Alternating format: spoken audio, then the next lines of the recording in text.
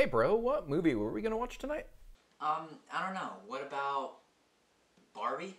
No, I heard Oppenheimer's better, but that would be 3 whole hours. James Bond?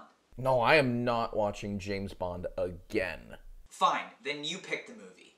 Hey, how about the Three Caballeros? In the early 1940s, the war was at war. Most South American countries thought it would be best to remain neutral and not fight for either side. Like we discussed in our last video, the CIA created an initiative called the Good Neighbor Program. This was done to keep the peace with North and South America. And one of the ways that they did this was to have Hollywood put Latin American themes into their movies. Walt Disney was contacted about this initiative, and he got excited about the opportunity to go to South America for research projects and happily accepted the invitation. This video is brought to you by Undercover Tourist. Are you looking to plan a Walt Disney World, Disneyland, or Universal trip but don't know where to buy your tickets? Undercover Tourist has discounted Disney or Universal tickets. All you need to do is go on their website, click on the calendar when you want to go, and Undercover Tourist will give you the best price available. I usually get the 6-day Disney theme park base ticket with park hopper option for Disney World. But I do recommend the 4-day Disney theme park base ticket with 2 extra days, or the park ticket with option. Or for Universal, the 2-day park to park plus extra day, and for Universal Hollywood, the 1-day general admission non-peak ticket is a great offer that Undercover Tourist can give you. You can also find great deals on Orlando or Disney and Universal resorts. And the same goes for the West Coast. Disneyland resorts and Universal Studios Hollywood resorts, you can find great deals. Or let's say you're a travel agent or travel agency looking to buy theme park tickets. You can do that for your clients or yourself. So go down in the description and hit that link so they know I sent you. And I hope you enjoy your vacation. Let's get to the video. In August of 1941, Walt, Lillian, and 15 studio employees flew to Rio de Janeiro. El Grupo spent 2 months traveling around South America before boarding the TES Santa Clara on October 4th. The trip had been long for Walt. While in Argentina, he received word from his brother Roy that the terms for the animator strike had been settled. Walt also received news from Roy that their father, Elias Disney, had passed away. This was obviously devastating to Walt, but he refused to cut the trip short and missed his father's funeral. The trip was ultimately considered to be a success. The first movie to come out of the Goodwill Tour was Saludos Amigos, which was released on February 6th, 1943. The second was The Three Caballeros. For these films, 2 new characters were created: Jose Carioca, a Brazilian parrot, and Panchito Pistoles, a Mexican rooster. Panchito is a gaucho, which is sort of like a South American cowboy, and people that Walt studied while on the South American trip. He rides a horse named Senor Martinez. His last name, Pistoles, doesn't mean anything in Spanish, but pistolas means gun, or more specifically, handgun. It is assumed that Disney changed the spelling of pistolas to make it easier to pronounce for non-Spanish speaking audiences. Actor and singer Joaquin Garay voiced Panchito. Musician and actor Jose Oliveira returned to voice Jose Carioca, and Clarence Nash voiced Donald Duck in The Three Caballeros. The film is presented in several segments, making it a package film. The main plot revolves around Donald Duck's birthday. He receives 3 presents from his friends in Latin America. In the first present is a film projector, which shows him a few different short films. These films are titled The Cold-Blooded Penguin, The Flying Gachito, and a documentary featuring the Iraqian bird. The second present is a book that Jose Carioca gives to him. Jose shows up and magically shrinks them so that they can travel into the book. They travel to Bahia, Brazil, where they see people dancing. One particular woman Donald seems to find attractive. This woman is played by Aurora Miranda. After returning from the book, the third present contains Panchito Pistoles himself. They start calling themselves the Three Caballeros. Caballeros means a Spanish or Mexican gentleman. They sing a song about their new name and celebrate their new friendship. Panchito shows Donald a piñata. He teaches Donald and the audience a little about the piñata before giving Donald the chance to break it open. The Three Caballeros focused on highlighting the beautiful scenery and music of Latin American nations such as Uruguay, Mexico, and Brazil. They achieved this by combining animation and live action actors and actresses. This was the first Disney movie to have animation and live action on screen simultaneously. The only other time Disney attempted this before was the Alice short films in the 1920s. The Three Caballeros was directed by Norman Ferguson, Clyde Geronimi, and Jack Kinney. On December 21st, 1944, the world premiere for The Three Caballeros took place in Mexico City. It was later released in U.S. theaters on February 3rd, 1945. The film received generally positive reviews, and it was re-released again in 1977 due to its re-rising popularity. The Three Caballeros, though, has become quite controversial as it started to age. Some people noticed the questionable depictions of other cultures in some of the scenes, mainly the piñata scene.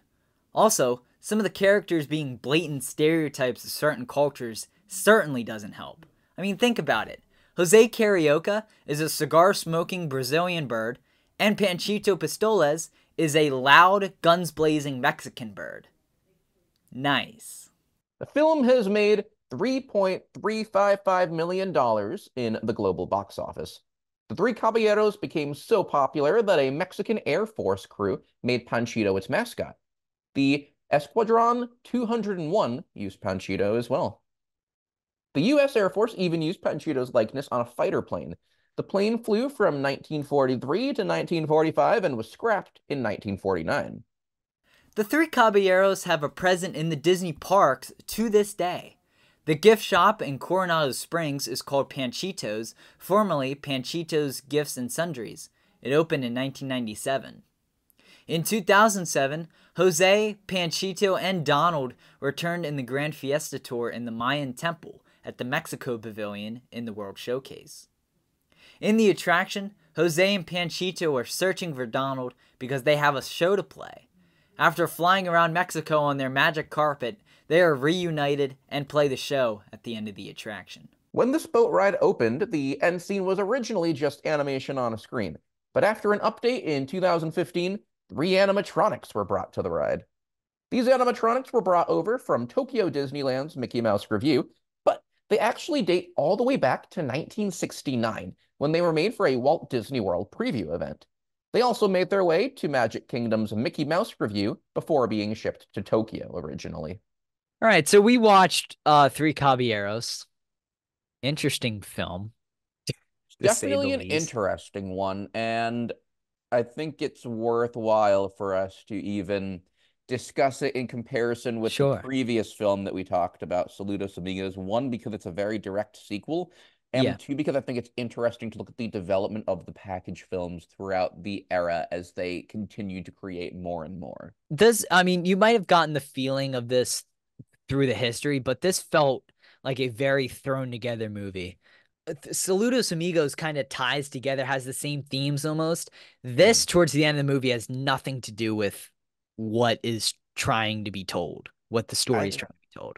I think on top of that, too, with every other package film that we've covered and will cover, including Saludos Amigos, these segments are very distinct and separate.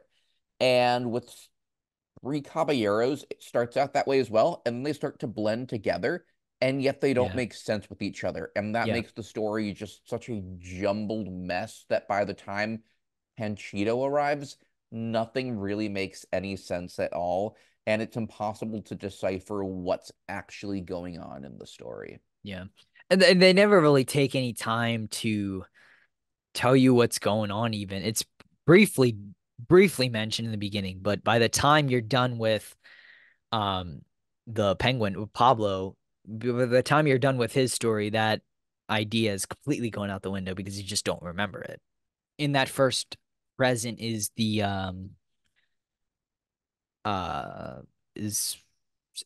Pablo penguin. It's Pablo the penguin.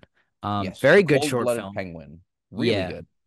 I think this was probably the best, probably my favorite besides the Three Caballeros song was probably my favorite short in this whole film. The the Flying Gachito is really good, but Hmm. I just liked I liked Pablo a little bit more. It's interesting that it's the only Disney anything to take place in Antarctica, right? Hmm. So that's interesting, and it's also a good concept. I like the idea of cold thing, like opposites attracting kind of. I really like that idea when a certain character will go against Hmm. everything, really. Yeah, I love the irony of the ending, and I also love the fact that it's narrated by the great Sterling Holloway, who Sure. famously voiced such characters as Winnie the Pooh, of course, Roquefort from the Aristocats, Caw, the Cheshire Cat. Great voice actor, and he does such a good job narrating the story and giving the emotion that the character is experiencing that you don't even realize Pablo doesn't speak during the entire cartoon. Yeah, no, you So, don't at all. brilliant narrating by, as they refer to him, Professor Holloway. Yeah, I think this one's my favorite just because it's an entertaining twist on the classic story of a boy and his dog. In this case, a boy and his donkey who can fly. And let's be real, the story barely fits into the framework of Donald watching a movie about exotic birds, but it's so entertaining nonetheless, seeing this donkey use his wings to fly around, win a race, and then he gets in trouble at the end. It's very cute. I think it's very fun, and I think that that one and Pablo the Penguin really are the last bits of light we get before this movie starts devolving into complete chaos. Yeah. And then also another thing in the Flying Gachito that I forgot to talk about were the games that are briefly shown. Mm. I wonder if they didn't go to Uruguay, but I wonder if those are games that Walt and his team saw in South America that they just put in there. Hmm. Again, not very, accurate. Hmm. Um, but what are you gonna Yeah. do? It's strange that they even chose Uruguay, a country that they had not been to, Well, and because Mexico too. yeah, out of all the countries in this movie, even like Antarctica for Pablo the Penguin, the only place that they actually went to was Brazil. And I'm Sure. not even sure we could check the travel log from the Goodwill tour. I'm not certain if they went to Bahia or not. I'm Yeah, assuming they did. They must have, I think so. but it's odd that that's the only place they actually went to. Again, it feels like to me that they didn't have anywhere to go in Bahia in Saludos Amigos, so they just put it in here. It just feels like Makes an after sense. everything in this movie Mhm. just feels like an afterthought. I did like the let's see, I don't know how to pronounce this correctly, but I think it's Aracuan Aracuan bird. Um Probably. he shows up and like he keeps showing up in the Mhm. film a little bit, which is fun.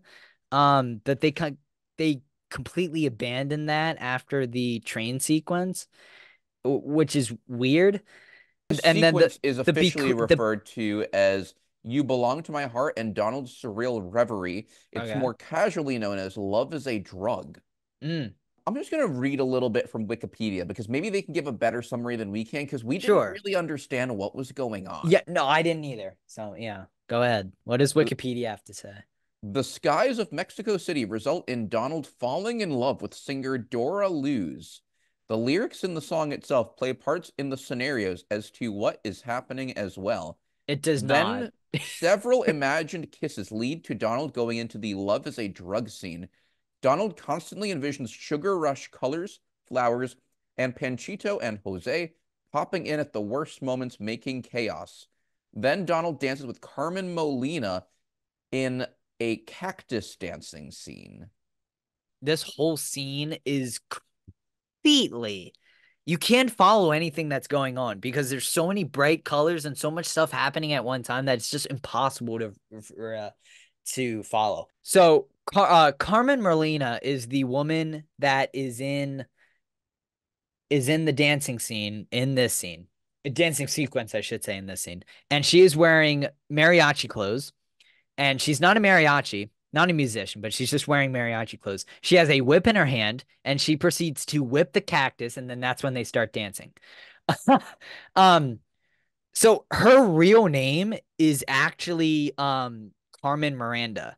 because she and then her stage name is Carmen Molina, and she is sisters to Aurora Miranda, who plays Yaya. So we'll start with the cold-blooded penguin. I'm gonna give that an 8. Ooh, that's also what I was going Um, to give it as well. yeah, I'm gonna give it an 8. I don't want to give it a 9 or a 10 Mhm. because that's what I gave some stuff in Saludos Amigos, and I like that a little bit better, so I'm gonna give it an 8. Yeah, it's overly simplistic, but it's also incredibly fun. Yeah, yeah. Next up, the flying gochito. I'm gonna give it an 8 as well. Those Mhm, those are equal. mhm, Those are equal in my opinion. They're mhm, both really good. They're both simple. mhm. Um, but a flying Gachito makes a little bit more sense why it's in this package film. Um, but yeah, I'm gonna rank them the same. I feel the same way about both of them. I'll go slightly higher, 8.5, simply Okay. because I enjoy the story a little bit more. But they're both really good, and they're definitely two of the three high points in this movie. Yeah. The next one's a tricky one to rank. It's the entire portion of Bahia. That includes the gorgeous animation and song that we talked about. That also includes everything with the train and the mallet and Yaya. Oh man, I loved the animation, but all of that stuff after that was so bad. So it's gonna drag down the animation, but I'll give it a 6 just because it's middle of the road if we're ranking them out of 10. So it's 60% and I love the animation, so I don't want to punish it. I'll give it a 6 because I feel like that's middle of the road. I'll also go, I'll go 6.5 here, Okay. simply because I think the animation in the intro portion to Bahia is really good.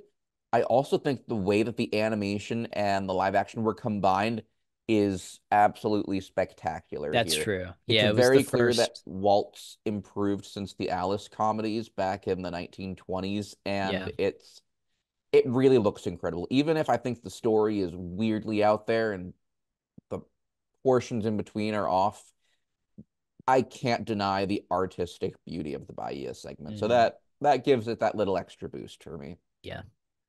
Now we head into the Mexico part where the segments tend to be a little more bleeding into each other. We start with Las Posadas, which is really just the Mary Blair stills and then Donald breaking open the pinata. Okay, and this includes the Three Caballeros song or no? I think it makes more sense for us to include that in there, honestly. Okay, So yeah, we'll include that in I'm there. gonna give it a 7. Hmm. I love I'm Mary Blair art. I love the song. I'm gonna give it a 7. I'm probably gonna go 6. I love the song. I think the song is great. Mary Blair art's good, but also it's literally just stills. And yeah, That's they very tell a true. story, and that's nice. But after the cute stories that we got that had a little more depth and weren't just telling it what it is, and the animation is just still drawings, I can't go any higher than that for me. Next up, we have the Flying Tour of Mexico. This segment is called Mexico, Pátzcuaro, Veracruz, and Acapulco. Obviously, we didn't like this scene. I only Um, like the dancing it's portion. The yeah, dancing the portion I dancing thought was portion's quite good. good, but the beach, Drags it way down. yeah. I do like the dancing segment. I'm gonna give it a 2. That's entirely fair. I'll probably bump it up a little bit more for me. Again, I love the dancing and the artistic nature, something that I'm looking at. So for Bahia, we had live action people in an animated environment. Now we've got animated characters in a live action environment, and it looks just as good. And the fact that this is 1944 makes me even more impressed there. So simply because I think the dancing portion's really good, the music is really good, and the animation's really good, it goes up to a 4, but no higher because the scenes on the beach are just so in poor taste that I would feel uncomfortable going anywhere above a 4. And finally, You Belong to My Heart and Donald's Surreal Reverie. Well, you know what we're gonna do this. Just one of the worst, one of the worst scenes I've ever seen out of a Disney animated movie. I'm I'm giving it a 1. I mean, it's just so bad. Like you don't even have to Mhm. explain yourself. It's just so terrible in so many ways. I'm gonna go 2 again because the animation's good and the music's good, but the storytelling is so Oh, bad. And I hated that's what I hated about oh it. yeah, The story and the animation. I didn't think the oh yeah. animation was I good at think all. again the combination of the live action and the animation, I think, That's is true. good. Yeah, The animation style itself is very odd and out the there. live action and animation is spectacular in this It movie because of really, and that's why for how me, much yeah. advanced it is from the Hmm. Alice comic shorts. Hmm. Yeah, I can't go too far down. Like I can't for me give it a 1 simply because I think the music's actually quite good. And I think that the technology is impressive, Mhm. combining the live action and the animation. But there is no story. They No. gave up at the end here. It's a 2. And that is our thoughts of Three Caballeros.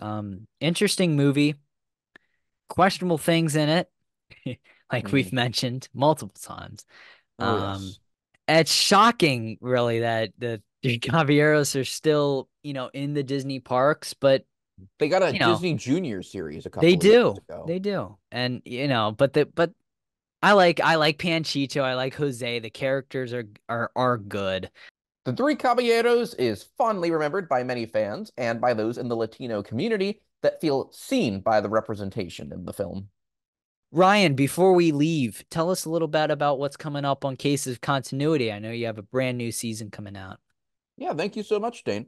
So, my new trailer for season 2 of Cases of Continuity has just dropped.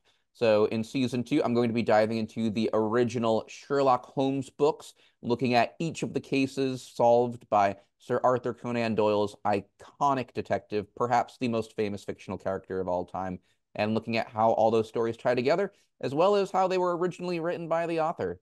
So that season will be starting up in February of 2024. I'm excited to start that up soon. If you want to hear that as well, go down to the description. Everything will be linked down there.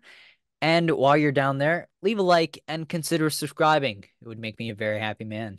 And with that, I will see you all in the next one. Have a magical day, everybody.